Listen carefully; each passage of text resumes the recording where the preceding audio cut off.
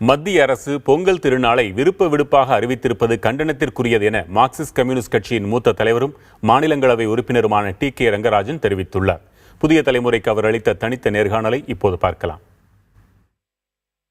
இது ஒரு கட்டாய விடுமுறையாக மத்திய மாநில அரசுகள் இதுவரை அறிவித்திருந்தது. இந்த ஆண்டு என்ன காரணம் என்று தெரியாமல் இதை விருப்ப விடுமுறையாக மாற்றியிருக்கிறது. விருப்ப விடுமுறை என்று சொன்னால் தமிழகத்திலே போஸ்டல் டிபார்ட்மெண்ட், மிலிட்டரி, சிவில், மத்திய சர்க்காருடைய மருத்துவமனைகள் அனைத்தும் செயல்படும். அவள் யாருமே விடுமுறை எடுக்க முடியாது.